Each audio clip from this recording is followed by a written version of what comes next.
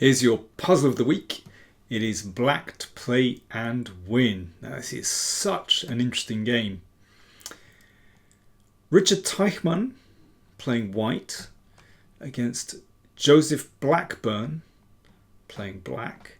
And this was played in the Hastings International Tournament 1895, the legendary Hastings 1895 tournament, where if I just run through some of the participants. So Harry Pillsbury won it. Then came Chigorin, third Lasker, fourth Tarrasch, fifth Steinitz, sixth Schiffers, seventh von Bardeleben, eighth Richard Teichmann, Karl Schlechter was ninth, Blackburne 10th, and so on. This really was an extraordinary tournament. And this, I think, is a fascinating position. This is such a good calculation exercise. So black's play. Maybe I should just go back a move, actually. Just to show you this one.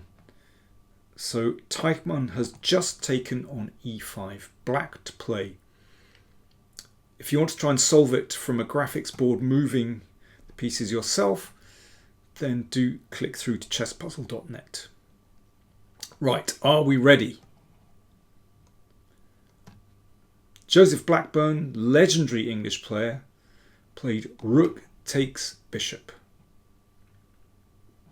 So rook takes rook. Now the follow-up is queen f4, and these bishops are just incredibly powerful. So if there's a random rook move, I don't know, rook e4 or something, then queen h2 and queen h1 mate. So white's next move is forced, rook e8 check. Now you've got to get this right. And Blackburne's calculation was spot on here. Don't play king f7 because of rook e7 check. And if bishop takes, then d6 check. And basically white is okay in this position. What about bishop takes? No, not so good. Yes, black's king escapes, but white is pretty solid there.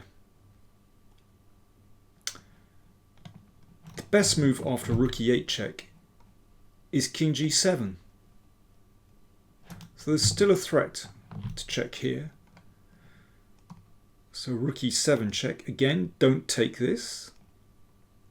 But the king steps up and finds safety on h6. So that's a nice bit of calculation. Now white has to deal with the threat of queen h2 and queen h1. How do you do that? Well, if f3, then it's possible to take the rook. And you start checking and you start taking pawns. And this is a winning position for black. Once again, the king completely safe. The king is a target. This is a target. It's a winning position for black. Okay, let's go back. So in the game, Teichmann played queen e4. So that means the queen defends along this, this diagonal rather.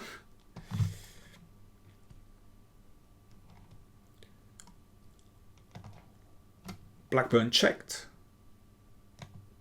And he checked again.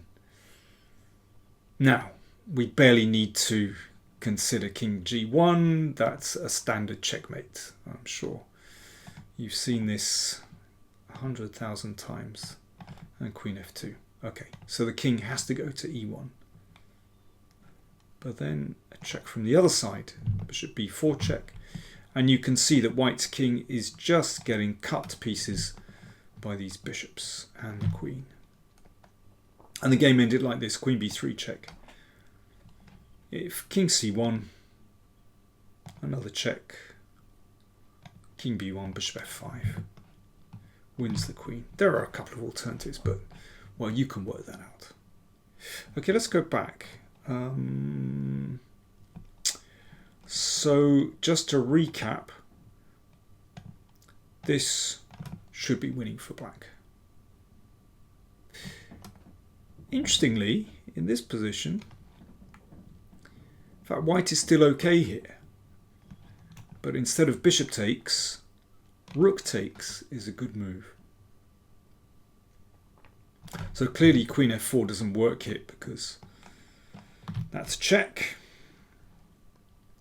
And if bishop takes, then d6 is the move. And white is all right.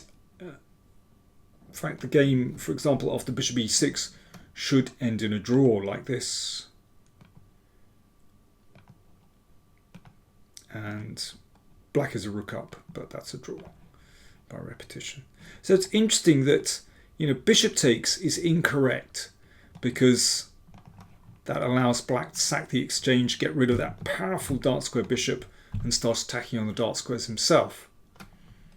And in fact, it's white that really should be playing like this, preserving that beautiful dark squared bishop, and that saves the game for white.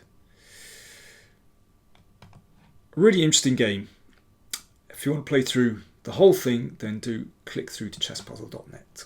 And there's loads more puzzles there to amaze and amuse you.